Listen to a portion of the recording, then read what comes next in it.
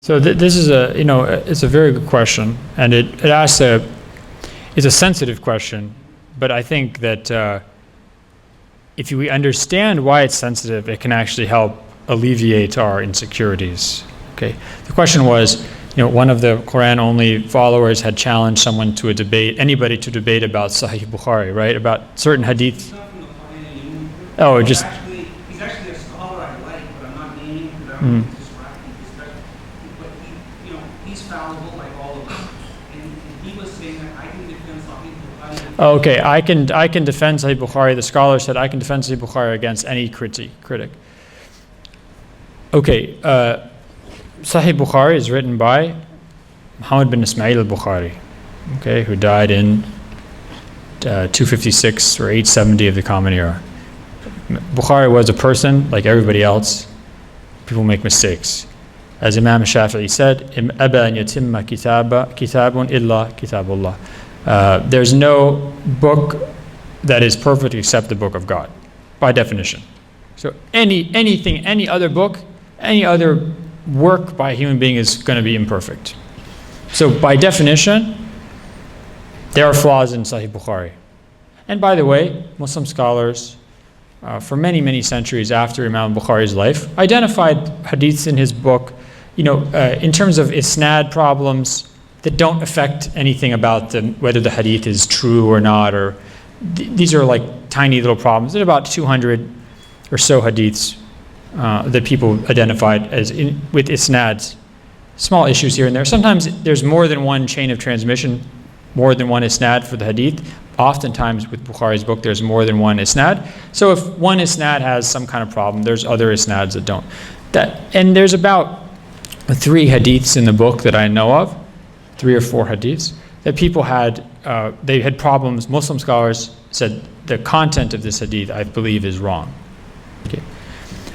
Now, there's around, it's hard to tell exactly, but there's around 5,000 or 6,000 hadiths in Bukhari's book. So if you're talking 3 or 4 hadiths, there's a very small percentage that people might have problems with. Even if you were to say there's 20 hadiths, even if you say there's 30 hadiths, this is an insignificant, statistically insignificant number in terms of the value of the book as a whole.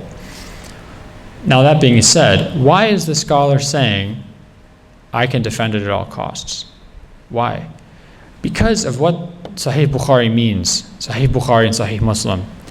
They come to symbolize the Sunnah of the Prophet. They come to symbolize the way that Muslims have always understood their religion. They come to symbolize the ijma' of the Muslims, right? When does it become controversial to criticize Sahih Bukhari? Coincidentally, exactly the same time as Muslims start getting criticized by Western scholars. Precisely the time when they feel under attack in the late 1800s. Precisely the time when they feel like their whole tradition is being assaulted by Christian people or Western people or modern people or atheists or whatever. And they fall back on those symbols of strength in their tradition. And those symbols of strength become all the more important because they are the pillars on which that embattled religion stands.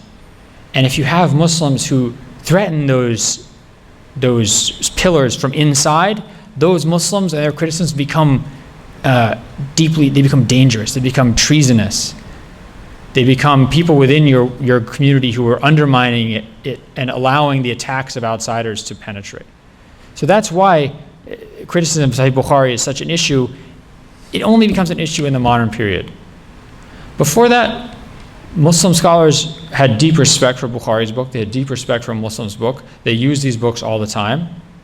If Muslim scholars were having a debate, someone from the Hanafi school and someone from the Maliki school, and someone said, my hadith in Sahih Bukhari, that meant that hadith had to be taken as reliable. Now they could fight about what it means, but they weren't going to debate the reliability of the hadith. If a Shiite scholar wanted to make a Sunni scholar listen to him, he would use the hadith from Sahih Bukhari, even though the Shiites don't necessarily like the book of Bukhari. But this was something they knew that Sunnis would pay attention to.